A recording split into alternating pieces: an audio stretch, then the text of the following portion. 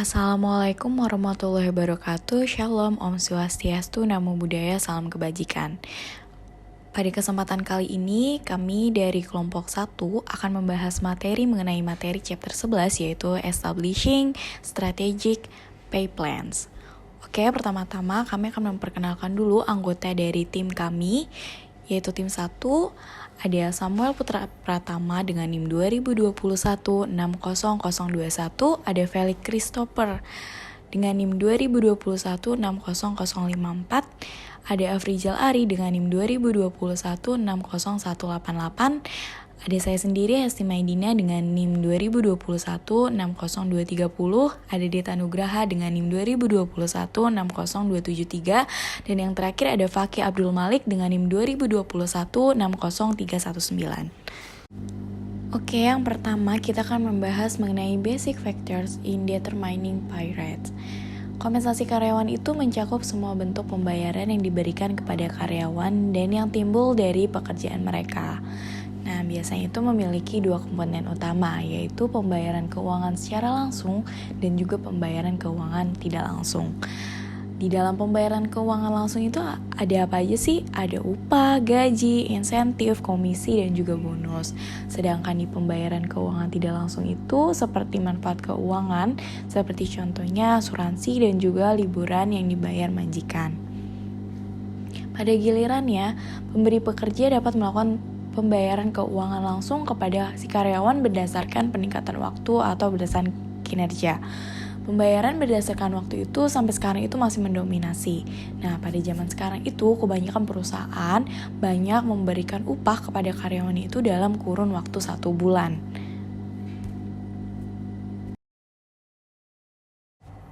Oke, lalu selanjutnya kita akan membahas mengenai aligning total rewards with strategy atau menyelaraskan total hadiah dengan strategi. Nah, ketika perusahaan memberikan hadiah kepada karyawannya itu pasti tidak memberikan secara cuma-cuma kan. Pastinya perusahaan itu harus menyelaraskan total hadiah dengan strategi yang sudah direncanakan sebelumnya. Rencana kompensasi yang pertama-tama itu harus memajukan tujuan strategis perusahaan. Manajemen harus menghasilkan strategi penghargaan yang selaras. Nah, tujuannya itu berarti menciptakan paket kompensasi yang menghasilkan perilaku karyawan yang dibutuhkan perusahaan untuk mencapai tujuannya. Selanjutnya, kita akan membahas mengenai equity and its impact on pay rates atau ekuitas dan dampaknya pada tingkat pembayaran. Di dalam hal ini itu banyak teori-teori yang tercantum. Salah satunya itu yang pertama itu ada teori motivasi, di mana pasti semua orang yang bekerja itu memiliki motivasi. Nah, motivasi itu mendalilkan bahwa orang yang termotivasi untuk menjaga keseimbangan antara apa yang mereka anggap sebagai kontribusi dan imbalan mereka. Pastinya seseorang yang bekerja itu memiliki motivasi dengan apa yang akan mereka kerjakan supaya apa yang mereka kerjakan itu bisa lebih semangat lagi dalam pengerjaannya. Lalu ada teori keadilan di mana menyatakan bahwa jika seseorang merasakan ketidakadilan di dalam suatu perusahaan maupun adanya ketegangan ataupun dorongan-dorongan yang ada di perusahaan tersebut, yang dimana itu bisa menjadikan karyawannya itu tidak semangat dalam melakukan pekerjaan. Nah, jika teori keadilan ini memang ada dan ditegakkan di dalam suatu perusahaan, pastinya akan sangat berpengaruh untuk kinerja si karyawannya juga. Karena jika karyawannya merasa nyaman dan berpikir bahwa perusahaan itu memang menegakkan keadilan di tempat bekerjanya, nah pastinya karyawannya itu akan memberikan kontribusi dan juga kinerja yang sangat baik untuk membantu perusahaannya itu mencapai tujuannya dan bisa lebih maju lagi ke depannya. Banyak penelitian yang cenderung mendukung teori-teori ini karena biasanya ini itu memang berlaku untuk karyawan-karyawan yang merasa upaya itu tidak sesuai dengan apa yang dikerjakan, misalnya dibayarnya rendah dan lain sebagainya. Peneliti banyak mendukung teori ini karena untuk menegakkan keadilan juga nih bagi karyawan yang memang sudah berkontribusi dengan baik, memberikan kinerja dengan baik, namun upah atau bayarannya itu masih tidak sesuai dengan apa yang karyawan kerjakan. Jadi untuk hal ini itu memang harus benar-benar ditegakkan Apabila karyawan merasa sejahtera dalam perusahaan dengan imbalan yang memang sesuai dengan apa yang ia kerjakan atau berikan dalam perusahaan tersebut, dia itu akan merasa apa yang sudah ia kerjakan itu tidak sia-sia. Nah, karena kita udah tahu nih di dalam perusahaan itu pasti akan memberikan kompensasi pada si pekerjanya. Namun, kita sebagai pekerja juga harus bisa mengatasi berbagai faktor, yaitu yang pertama ada external equity, di mana mengacu pada bagaimana tingkat pembayaran pekerjaan di suatu perusahaan dibandingkan dengan tingkat pembayaran pekerjaan di perusahaan lain. Oke, pada external equity ini biasanya timbul pemikiran membanding-bandingkan nih apa yang kita sudah dapatkan di perusahaan kita dengan perusahaan lain. Jadi seharusnya kita itu mulai stop membanding-bandingkan dengan perusahaan lain. Karena jika kita memang sudah memberikan kontribusi dan kinerja yang sangat baik, pastinya kan si perusahaan itu akan menilainya sesuai juga. Lalu ada internal equity di mana mengacu pada seberapa adil tingkat pembayaran pekerja jika dibandingkan dengan pekerjaan lain di dalam perusahaan yang sama. Nah, biasanya karyawan juga memikirkan apakah gaji yang diterima sama dengan pekerja lain. Padahal ia kadang suka merasa bahwa pekerjaan itu lebih berat dari pekerjaan yang lainnya. Jadi di dalam internal equity ini kita harus bisa mengatasi dari diri kita di dalam perusahaan tersebut agar kita itu tetap bisa memikirkan bahwa apa yang kita kerjakan itu pastinya akan sesuai dengan apa yang akan kita dapatkan tanpa harus adanya memikirkan pendapatan orang lain dan ataupun pendapatan bagian orang lain di dalam perusahaan tersebut. Lalu ada individual equity, biasanya mengacu pada keadilan gaji individu dibandingkan dengan apa yang rekan kerjanya dapatkan untuk pekerjaan yang sama atau sangat mirip di dalam suatu perusahaan berdasarkan kinerja setiap orang lain. Hal ini muncul karena individu ini lebih memikirkan kenapa sih gaji yang didapatkan itu tidak sesuai atau biasanya membanding-bandingkan pekerjaan yang sama di dalam suatu perusahaan. Nah, alangkah baiknya itu kita lebih memiliki pikiran yang positif untuk apa yang kita lakukan. Dan yang terakhir ada procedural equity, di mana mengacu pada keadilan yang dirasakan dari proses dan prosedur yang digunakan untuk membuat keputusan mengenai alokasi gaji. Pastinya ketika pada awalnya sudah ditentukan nih gajinya, yang memang sudah ada pengalokasian gajinya juga seperti apa. Jadi memang sudah seharusnya sesuai apa yang dibicarakan pada awal penerimaan kerja. Nah, selanjutnya kita akan membahas apakah di dalam suatu perusahaan dalam menentukan kompensasi hanya dilakukan semata-mata atau memang ada hukum yang berlaku nih. Oke, jadi di slide ini dijelaskan bagi ketika suatu perusahaan merencanakan kompensasi itu harus dengan adanya pertimbangan hukum dalam kompensasi.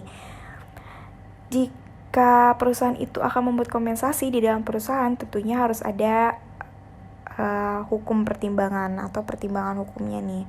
Di sini ada beberapa undang-undang yang kelompok kami cantumkan, yaitu ada yang pertama Undang-Undang Davis-Bacon pada tahun 1993, di mana isinya itu memungkinkan sekretaris tenaga kerja menetapkan tingkat upah untuk buruh dan mekanik yang dipekerjakan oleh kontraktor yang bekerja untuk pemerintah federal. Yang kedua itu ada UU Kontrak Publik Wells-Healy pada tahun 1936, yaitu di mana menetapkan standar tenaga kerja dasar bagi karyawan yang bekerja pada kontrak pemerintah, berisi upah minimum, jam maksimum, dan ketentuan keselamatan dan juga kesehatan, dan membutuhkan pembayaran setengah waktu untuk bekerja lebih dari 40 jam dalam seminggu. Lalu ada Undang-Undang Hak Sipil tahun 1964, di mana yang isinya itu ada melarang pemberi kerja untuk mendiskriminasi individu manapun sehubungan dengan perekrutan, kompensasi, persyaratan, kondisi, atau hak istimewa pekerjaan karena ras, warna kulit, agama, jenis kelamin, atau asal negara. Selanjutnya saya akan membahas 1963 Equal Pay Act, di mana ini adalah amandemen dari Fair Labor Standards Act yang menyatakan bahwa karyawan dari satu jenis kelamin ini tidak boleh dibayar upah pada tingkat yang lebih rendah daripada yang dibayarkan kepada karyawan dari lawan jenis untuk melakukan pekerjaan yang kira-kira setara. Kita ambil contoh di sini, misalnya ada karyawan Starbucks, yaitu mereka berdua menjadi barista, yang satu lelaki, yang satu wanita. Tentunya hal ini tidak boleh dibedakan dari segi upahnya hanya karena perbedaan dari gender tersebut. Slide berikutnya saya akan membahas 1974 Tindakan Keamanan Penghasilan Pendidikan Karyawan, di mana hal ini ditunjukkan untuk melindungi pensiun karyawan dari Undang-Undang Keamanan Pendapatan Pensiun Karyawan. Ini mengatur pembentukan perusahaan yang dikelola pemerintah dan dibiayai juga oleh pemberi kerja untuk melindungi karyawan dari kegagalan rencana pensiun pemberi kerja mereka. Next slide, peraturan lain yang mempengaruhi kompensasi. Di sini ada berbagai undang-undang lain juga yang mempengaruhi keputusan kompensasi. Contohnya itu ada Undang-Undang Diskriminasi Usia dalam Ketenaga Kerjaan. Hal ini melarang diskriminasi usia terhadap karyawan yang berusia 40 tahun ke atas dalam semua aspek pekerjaan termasuk kompensasinya. Kita ambil contoh lagi, misalnya ada karyawan yang berusia lebih muda seperti 20 sampai 30 tahun. Dan mereka juga melakukan pekerjaannya sebagai akuntansi, dan ada juga karyawan 40 tahun yang bekerja sebagai akuntan. Tentunya hal ini tidak boleh mengurangi gaji karyawan yang berusia 40 tahun karena usianya lebih di atas dari perusahaan akuntan lainnya. Selanjutnya saya akan membahas bahwa setiap negara itu memiliki bagian yang memiliki undang-undang kompensasi pekerjaannya sendiri.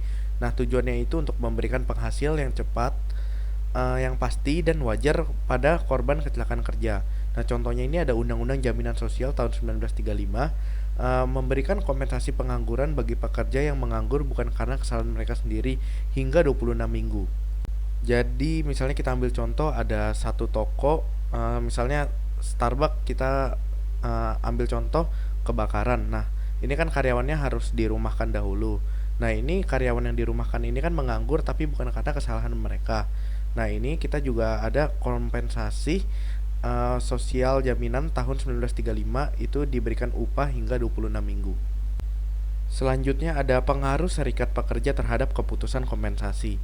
Nah, di sini ada Undang-Undang Serikat Pekerja dan hubungan kerja juga mempengaruhi desain rencana pembayaran. Contohnya itu ada Undang-Undang Hubungan Perburuan Nasional tahun 1935, bisa kita sebut juga UU Wagner, di mana ini memberikan hak kepada karyawan untuk berserikat dan berunding bersama. Nah, pada UU Wagner ini karyawan itu bukan cuma membicarakan upah saja, namun juga aspek-aspek lain yang penting seperti cuti, gaji, jaminan pendapatan, dan tunjangan perawatan kesehatan. Selanjutnya kita akan membahas Undang-Undang Wagner membentuk Dewan Hubungan Tenaga Kerja Nasional. Di sini untuk mengawasi praktik pemberi kerja dan memastikan bahwa karyawan ini menerima hak-hak mereka, kebijakan pembayaran strategi kompensasi majikan akan memanifestasikan dirinya dalam kebijakan gaji. Nah, contohnya ini ada rumah sakit top seperti John Hopkins, dia itu membayar perawat 20% di atas upah pasar. Sebagaimana diatur di sini, pengusaha juga harus memikirkan berbagai macam hal, bagaimana cara menetapkan gaji pokok di bawah atau di atas harga pasar, karyawan yang mendapatkan opsi saham, atau bagaimana memberikan kenaikan gaji, bagaimana mereka menangani cuti untuk dinas militer, tugas juri, dan juga hari libur. Nah, di sini juga ada contoh kalau memberikan opsi saham itu, ada Bank BCA, dia memberikan beberapa lot saham untuk direktur-direkturnya juga. Selanjutnya kita akan membahas metode evaluasi pekerjaan, di mana pengusaha ini menggunakan dua pendekatan dasar. Yang pertama itu tingkat upah, pendekatan berbasis pasar, dan yang kedua ini metode evaluasi pekerjaan. Pendekatan berbasis pasar ini dia melibatkan berbagai survei gaji formal atau informal untuk menentukan apa yang akan dibayar orang lain di pasar tenaga kerja yang relevan untuk pekerjaan tertentu. Mereka juga kemudian menggunakan angka-angka ini untuk menentukan harga pekerjaan mereka sendiri. Nah, yang pendekatan berbasis pasar ini banyak dipakai untuk UMKM atau all shop yang masih merintis atau bisnis-bisnis yang masih awal atau yang berskala kecil. Contohnya misalnya kita memiliki all shop yang lagi merintis, kita ingin tahu nih harga admin ini berapaan sih? Apakah ada patokannya? Apakah harus ada UMR? Biasanya ini kita bisa memakai survei formal atau informal, bisa bertanya kepada orang-orang yang sudah memiliki all shop dan lain-lain.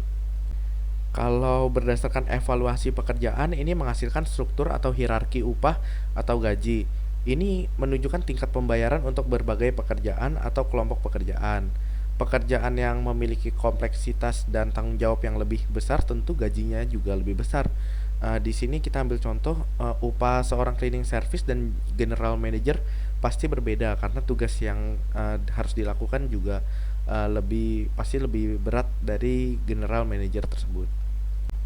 Selanjutnya saya akan membahas faktor kompensasi. Beberapa pengusaha ini dia mengembangkan faktor kompensasi mereka sendiri, tapi sebagian besar juga menggunakan faktor yang udah dipopulerkan oleh sistem evaluasi pekerjaan yang dikemas oleh undang-undang federal. Nah, contohnya di sini nih ada undang-undang pembayaran yang setara menggunakan 4 faktor yang dinilai untuk dikompensasikan seperti keterampilan, upaya tanggung jawab, dan kondisi kerja. Yang kedua ini ada metode yang dipopulerkan oleh perusahaan konsultan Hay. Dia menekankan 3 faktor, yaitu dari pengetahuan, pemecahan masalah, dan akuntabilitas. Yang terakhir ini ada Walmart, dia menggunakan pengetahuan, keterampilan, dan memecahkan masalah, dan persyaratan akuntabilitas. Selanjutnya akan dijelaskan oleh teman saya. Oke, selanjutnya di sini ada preparing for the job evaluation atau mempersiapkan evaluasi pekerjaan. Evaluasi pekerjaan adalah proses penilaian dan menuntut kerjasama yang erat antara supervisor, spesialis SDM, dan karyawan dan perwakilan serikat pekerja. Langkah awal yang dilakukan antara lain mengidentifikasi kebutuhan program, menjalin kerjasama, dan kemudian memilih panitia evaluasi. Panitia kemudian melakukan evaluasi yang sebenarnya. Mengidentifikasi kebutuhan untuk evaluasi pekerjaan seharusnya ini tidak sulit. Misalnya, ketidakpuasan yang tercermin dalam pergantian yang tinggi, penghentian kerja, atau argumen dapat dihasilkan dari membayar karyawan dengan tarif yang berbeda untuk pekerjaan serupa. Manajer dapat mengungkap kegelisahan dengan cara informal dalam menetapkan tingkat gaji. Terakhir, pilih komite evaluasi pekerjaan. Panitia biasanya terdiri dari sekitar 5 anggota yang sebagian besar adalah karyawan. Manajemen memiliki hak untuk bertugas di komite tersebut, tetapi karyawan dapat melihat ini dengan kecurigaan. Oke, selanjutnya ada job evaluation methods ranking. Yang pertama di sini ada obtain job information atau dapatkan informasi pekerjaan. Analisis pekerjaan adalah langkah pertama. Di sini deskripsi pekerjaan untuk setiap pekerjaan disiapkan dan informasi yang dikandungnya tentang tugas pekerjaan biasanya menjadi dasar untuk memeringkat pekerjaan. Lalu yang kedua di sini ada select and group jobs. Prosedur yang biasa dilakukan adalah membuat peringkat pekerjaan berdasarkan departemen atau dalam kelompok seperti pekerja pabrik atau pekerja administrasi. Yang ketiga adalah select compensable factors. Pilih faktor yang dapat dikompensasi. Dalam metode pemeringkatan biasanya hanya menggunakan satu faktor seperti kesulitan pekerjaan dan membuat peringkat pekerjaan berdasarkan keseluruhan pekerjaan. Namun terlepas dari jumlah faktor yang Anda pilih, jelaskan definisi faktor tersebut kepada evaluator dengan hati-hati sehingga mereka semua mengevaluasi pekerjaan secara konsisten. Yang keempat di sini ada rank jobs atau peringkat pekerjaan. Misalnya, setiap penilai mendapat satu set kartu indeks yang masing-masing berisi deskripsi singkat tentang suatu pekerjaan. Kemudian mereka menyusun kartu-kartu tersebut dari yang terendah hingga yang tertinggi. Beberapa manajer menggunakan metode peringkat alternatif untuk membuat prosedur ini lebih akurat. Daftar peringkat pekerjaan memungkinkan kita untuk membandingkan peringkat setiap pekerjaan yang dengan gajinya saat ini dan memutuskan apakah kami saat ini membayar adil secara internal. Kita dapat menyesuaikan gaji pekerjaan naik atau turun berdasarkan ini. Lalu yang kelima ada combine ratings atau gabungkan peringkat. Biasanya beberapa penilaian memeringkat pekerjaan secara independen. Kemudian komite pemeringkat atau pemberi kerja dapat dengan mudah membuat rata-rata peringkat penilai. Lalu yang keenam ada compare current pay with what others are paying based on salary survey. atau bandingkan gaji saat ini dengan apa yang orang lain bayar berdasarkan survei gaji. Selanjutnya kami menunjukkan apa yang dibayar orang lain di komunitas untuk pekerjaan serupa berdasarkan survei gaji yang kami lakukan. Lalu yang ketujuh ada assign a new pay scale atau tetapkan skala gaji baru. Akhirnya kami membandingkan apa yang saat ini kami bayar untuk setiap pekerjaan dengan apa yang dibayar orang lain dan memutuskan dalam hal ini untuk menyesuaikan skala gaji kami dengan menaikkan apa yang kami bayar untuk setiap pekerjaan. Oke, selanjutnya ada job evaluation methods, job classification. Klasifikasi pekerjaan atau penilaian pekerjaan adalah metode evaluasi pekerjaan yang sederhana dan banyak digunakan di mana penilai mengkategorikan pekerjaan ke dalam kelompok. Semua pekerjaan di setiap kelompok memiliki nilai yang kira-kira sama untuk tujuan pembayaran. Dalam praktiknya, ada beberapa cara untuk mengkategorikan pekerjaan. Salah satunya adalah menulis ringkasan atau deskripsi kelas atau mirip dengan deskripsi pekerjaan.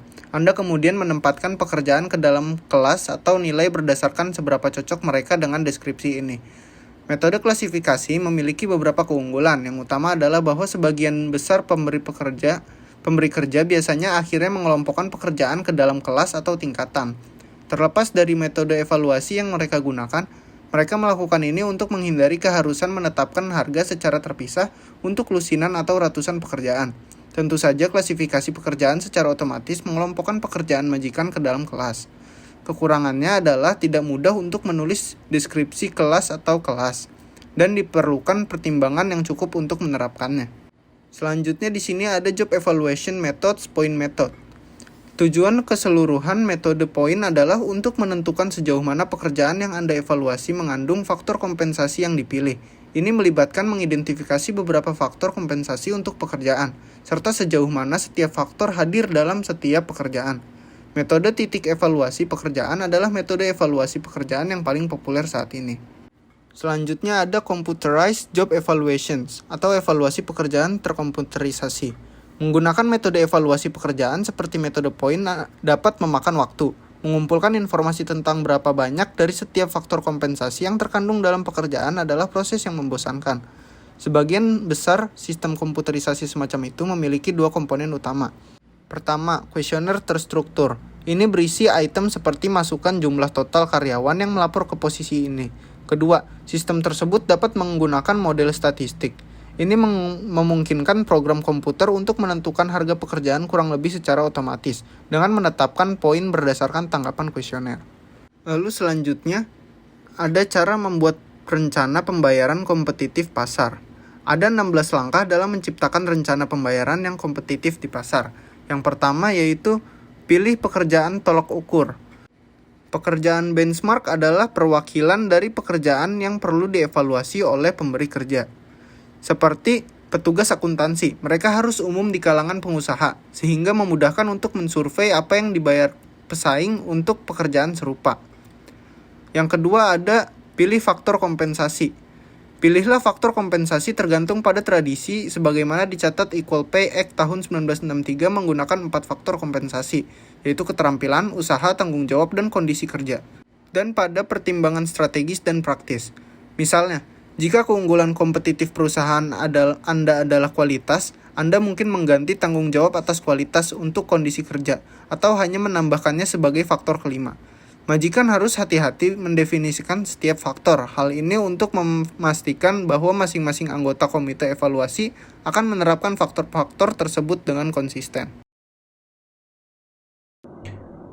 Selanjutnya, step ketiga, tetapkan bobot ke faktor kompensasi.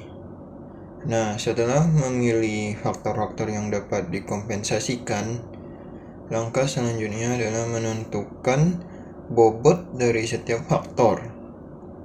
Misalnya, kita memiliki total 100% untuk dialokasikan pada pekerjaan tertentu. Nah, dari situ kita bagi menjadi 3. Kita berikan bobot yaitu 60% untuk faktor kompleksitas pekerjaan, 30% untuk usaha, dan 10% untuk kondisi kerja. Lanjut ke step keempat, ubah persentase menjadi poin untuk setiap faktor. Nah, di sini kita konversi bobot persentase yang ditetapkan tadi menjadi nilai poin. Misalnya kita mau 1000 poin.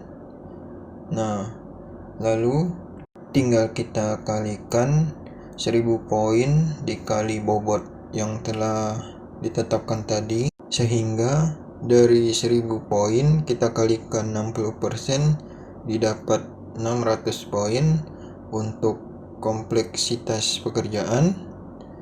Lalu usaha 1000 dikali 30% didapat 300 poin.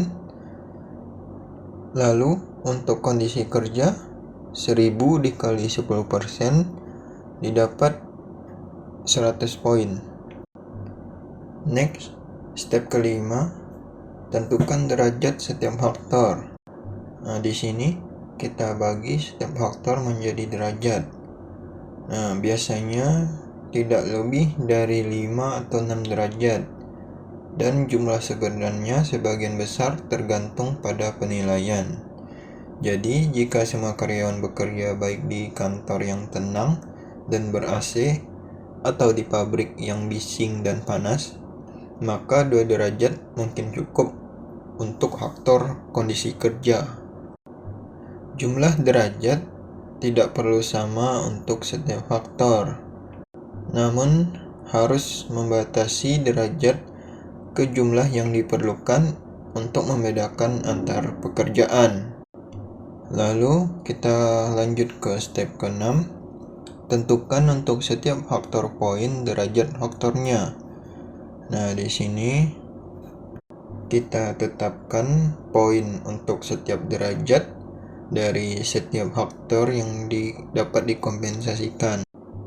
Nah, dari step keempat yang telah kita cari nilai dari setiap faktornya, maka di step ke-6 ini kita cari poin dari setiap derajat untuk faktor-faktor tadi. Nah, cara menghitungnya dari total maksimum poin dari faktor tersebut kita kalikan dengan nilai derajat tersebut. Misalnya pada job complexity di derajat pertama kita tahu bahwa total maksimum poinnya 600, maka 600 kita kalikan 1/5 didapat contoh lagi 120 poin. Untuk effort di derajat ketiga, nah dari total maksimum poinnya yaitu 300, kita kali derajatnya 3/5 sehingga didapat 180 poin. Misalnya lagi untuk working condition pada derajat kelima, nah dari 100 poin total kita kalikan derajatnya 5/5 sehingga didapat 100 poin. Berikutnya ke step ke-7, tinjau deskripsi pekerjaan dan spesifikasi pekerjaan. Nah, inti dari evaluasi pekerjaan melibatkan penentuan jumlah atau tingkat di mana pekerjaan tersebut mengandung faktor-faktor kompensasi yang dipilih, seperti usaha, kompleksitas pekerjaan, dan kondisi kerja. Nah, peninjauan ini sangat penting karena sebagai analisis kompensasi apakah sudah sesuai dengan deskripsi pekerjaan atau spesifikasi pekerjaan, dan juga informasi tentang faktor-faktor yang dapat dikompensasikan di sekitar rencana pemberi kerja untuk membangun rencana kompensasinya. Berikutnya step ke-8, evaluasi pekerjaan. Nah, di sini misalnya ada seorang pekerja yang telah bekerja beberapa bulan. Nah, kita evaluasi apakah kompensasi atau upah yang kita berikan itu sudah sesuai dengan kewajiban dan tanggung jawab serta beban kerja tersebut, lalu berapa yang seharusnya perusahaan bayar untuk pekerjaan tersebut. Nah, di sini ada dua pendekatan. Pertama, market competitive pay system. Yang kedua, kurva upah. Nah, pada market competitive pay system yaitu sebuah sistem pembayaran di mana tingkat upah aktual pemberi kerja bersaing dengan yang ada di pasar tenaga kerja yang relevan. Pada dasarnya, pendekatan ini membandingkan apa yang perusahaan saat ini membayar untuk pekerjaan itu dengan apa yang perusahaan lain atau pasar membayar untuk pekerjaan yang sama atau serupa. Lalu digabungkan sehingga menghasilkan pasar sistem pembayaran yang kompetitif. Selanjutnya, kurva upah yaitu menunjukkan hubungan antara nilai pekerjaan dan upah rata-rata yang dibayarkan untuk pekerjaan tersebut. Kurva upah ini biasanya menunjukkan tingkat pembayaran yang dibayarkan untuk pekerjaan relatif terhadap poin atau peringkat yang diberikan untuk setiap pekerjaan oleh evaluasi pekerjaan. Tujuan dari kurva upah adalah untuk menunjukkan hubungan antara nilai pekerjaan yang dinyatakan dalam poin dengan tingkat upah untuk pekerjaan tersebut. Next, step ke-9, gambarkan kurva upah internal saat ini. Nah, dengan kurva ini untuk mempelajari bagaimana setiap poin pekerjaan berhubungan dengan tingkat pembayarannya saat ini. Nah, caranya dengan memplot setiap poin pekerjaan dan tingkat upah yang perusahaan bayar. Nah, digambar misalnya seorang akuntan dengan gaji dari 5 juta sampai 6 juta. Nah, kita kasih plot. Lalu misalnya untuk IT dari gaji 8 sampai 9 juta. Nah, lalu kita kasih plot dan seterusnya.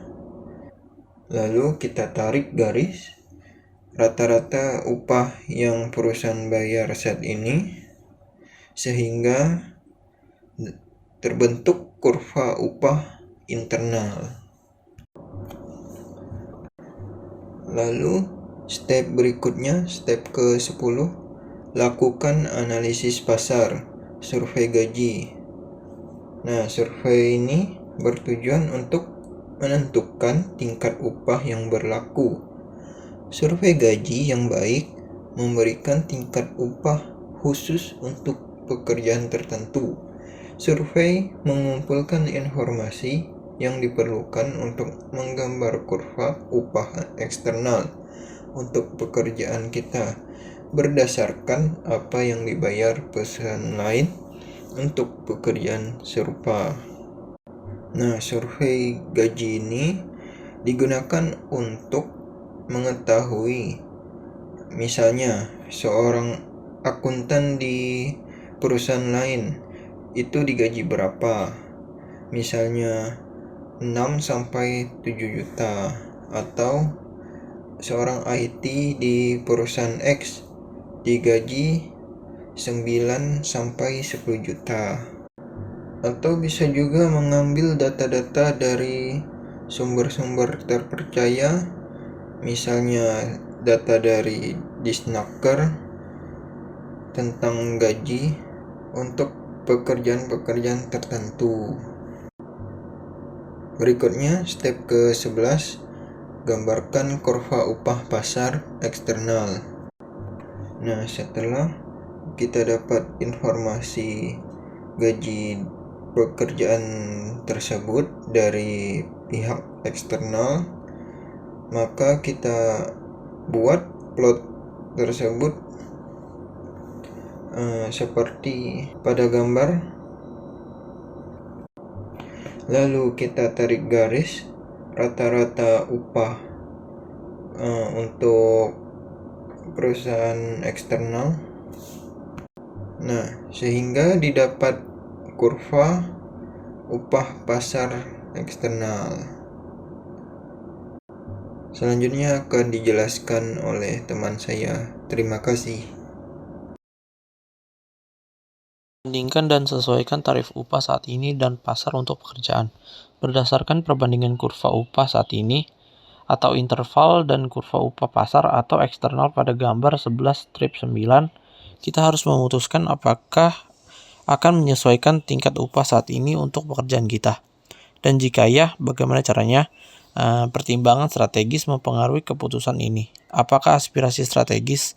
Kami menyarankan bahwa kami harus membayar lebih, sama atau lebih sedikit daripada pesaing.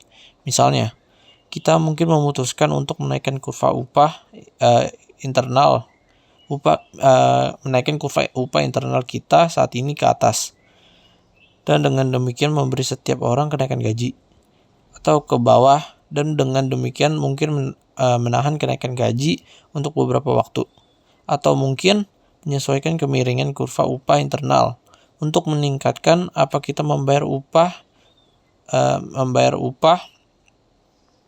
untuk beberapa pekerjaan dan mengurangi apa yang kita bayar untuk orang lain. Next slide, kembangkan nilai bayaran. Tingkat gaji atau upah terdiri dari pekerjaan dengan kesulitan atau kepentingan yang kira-kira sama seperti yang ditentukan oleh evaluasi pekerjaan. Jika Anda menggunakan metode poin evaluasi pekerjaan, nilai gaji terdiri dari pekerjaan yang termasuk dalam kisaran poin. Jika metode peringkat digunakan, kelas terdiri dari sejumlah peringkat tertentu. Jika Anda menggunakan sistem klasifikasi, maka pekerjaan Anda sudah dikategorikan ke dalam kelas atau nilai. Next slide, tetapkan rentang tarif. Sebagian besar pemberi kerja tidak hanya membayar satu tarif untuk semua pekerjaan dalam tingkat upah tertentu. Misalnya, GE Medical tidak akan mau membayar semua pegawai akuntansinya dari pemula hingga masa kerja yang lama dengan tarif yang sama. Meskipun mereka semua mungkin memiliki tingkat gaji yang sama, mengembangkan tingkat-tingkat seperti pada gambar 11-10, kurva upah biasanya mengaitkan tingkat upah rata-rata untuk setiap rentang gaji vertikal. Perusahaan kemudian dapat secara sewenang-wenang memutuskan tarif maksimum dan minimum untuk setiap tingkat, seperti 15% di atas dan di bawah kurva upah. Sebagai gantinya, pemberi kerja mengembangkan rentang gaji vertikal atau tarif untuk masing-masing tingkat gaji horizontal atau kelas gaji. Next slide, tarif out of line yang benar. Ini berarti bahwa gaji rata-rata untuk pekerjaan itu saat ini terlalu tinggi atau terlalu rendah relatif terhadap pekerjaan lain di perusahaan. Untuk pekerjaan bergaji rendah, solusinya jelas. Naikkan upah karyawan bergaji rendah ke kisaran tarif minimum untuk tingkat gaji mereka. Tingkat pembayaran saat ini yang jatuh di atas kisaran tarif adalah cerita yang berbeda. Ini adalah lingkaran merah, ditandai atau berlebihan. Ada beberapa cara untuk mengatasi masalah ini. Salah satunya adalah membekukan tarif yang dibayarkan kepada karyawan. Ini sampai kenaikan gaji umum. Membawa pekerjaan lain ke jalur. Pilihan kedua adalah untuk mentransfer atau mempromosikan karyawan yang terlibat ke pekerjaan di mana Anda dapat secara sah membayar mereka dengan tingkat gaji mereka saat ini. Opsi ketiga, ada membekukan tarif selama 6 bulan. Selama waktu itu Anda mencoba untuk mentransfer atau mempromosikan karyawan yang dibayar lebih. Next slide, harga pekerjaan manajerial dan profesional. Ada beberapa perbedaan besar sekalipun. Pekerjaan manajerial cenderung lebih menekan pada faktor-faktor seperti penilaian dan pemecahan masalah daripada pekerjaan produksi dan administrasi. Ada juga lebih menekankan pada membayar manajer dan profesional berdasarkan kinerja mereka atau pada apa yang dapat mereka lakukan, bukan pada tuntutan pekerjaan statis seperti kondisi kerja. Dan seseorang harus bersaing di pasar untuk eksekutif yang sering mendapat gaji bintang rock, seperti gaji bintang rock maksudnya. Jadi evaluasi pekerjaan meskipun masih penting untuk pekerjaan manajemen, biasanya memainkan peran sekunder untuk isu-isu seperti bonus, insentif, harga pasar, dan tunjangan. Jobs. Nah, yang pertama yaitu ada kompensasi eksekutif. Nah, kompensasi untuk eksekutif puncak perusahaan biasanya terdiri dari beberapa elemen utama, diantaranya gaji pokok mencakup gaji tetap orang tersebut. Terus ada bonus adalah pembayaran tunggal yang umumnya untuk memberi penghargaan kepada manajer untuk mencapai tujuan tertentu. Selanjutnya, insentif jangka pendek biasanya berupa uang tunai atau bonus saham untuk mencapai tujuan strategis. Terus ada insentif jangka panjang. Kalau tadi jangka pendek, sekarang jangka panjang. Nah, ini bertujuan untuk mendorong eksekutif mengambil tindakan yang menaikkan nilai saham perusahaan dan memasukkan hal-hal seperti opsi saham. Akhirnya tunjangan dan tunjangan eksekutif mencakup hal-hal seperti rencana pensiun eksekutif tambahan. Nah, yang selanjutnya yaitu kompensasi karyawan profesional. Nah, dalam memberikan kompensasi kepada para profesional, pengusaha pertama-tama harus memastikan bahwa orang tersebut benar-benar seorang profesional di bawah hukum. Pengusaha dapat dan memang menggunakan evaluasi pekerjaan untuk pekerjaan profesional. Faktor kompensasi di sini cenderung berfokus pada pemecahan masalah, kreativitas, ruang lingkup pekerjaan, serta pengetahuan dan keahlian teknis. Perusahaan menggunakan metode poin dan klasifikasi pekerjaan. Namun dalam praktiknya, perusahaan jarang hanya mengandalkan evaluasi pekerjaan untuk menentukan harga pekerjaan profesional. Faktor-faktor seperti kreativitas sulit diukur dan masalah non-gaji sering mempengaruhi keputusan pekerjaan profesional. Pengusahaan teknologi khususnya juga mengambil langkah dramatis untuk mencegah insinyur terbaik mereka pergi.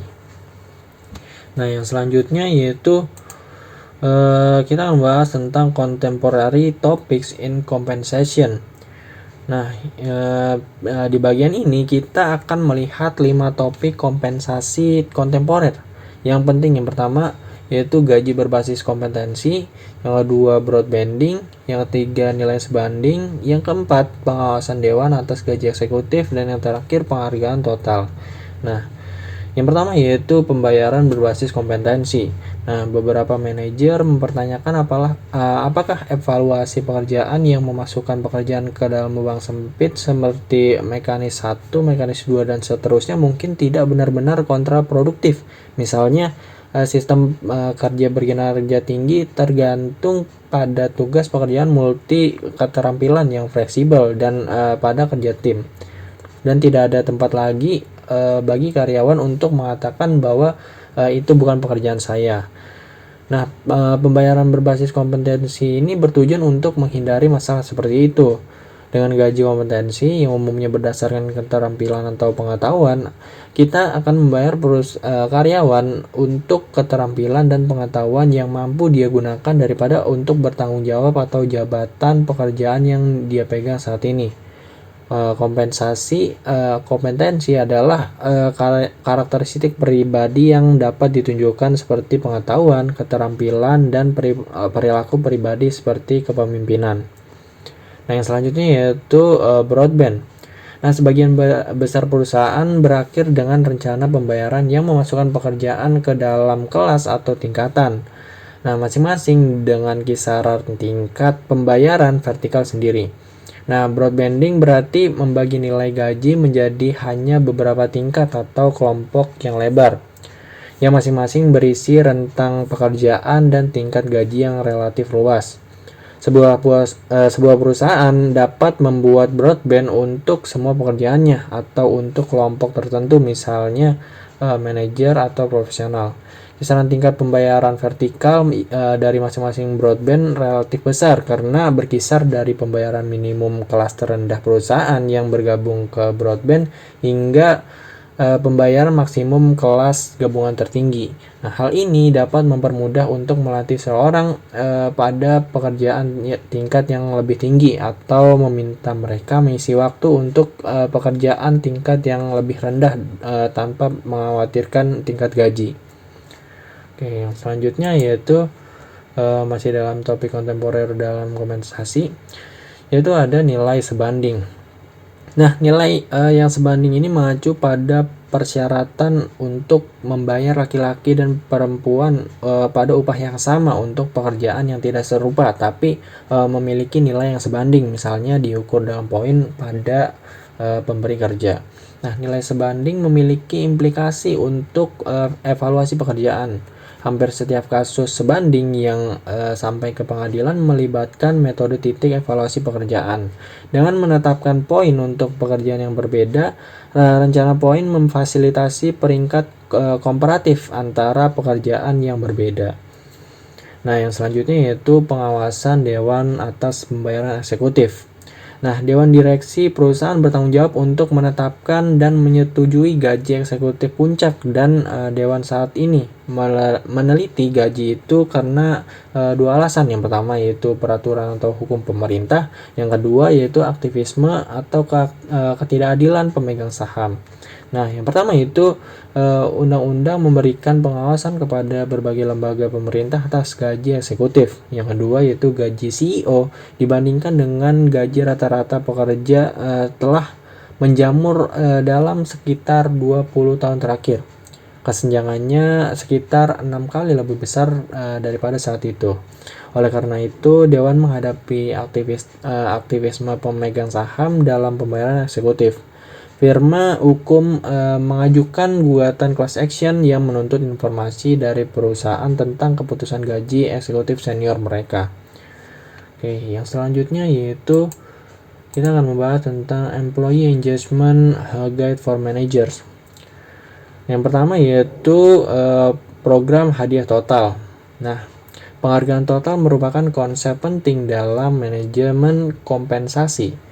Orang-orang membawa banyak kebutuhan ke pekerjaan mereka untuk pekerjaan yang menantang dan untuk rasa hormat dan penghargaan. Misalnya, tidak semua dipenuhi dengan gaji atau bonus.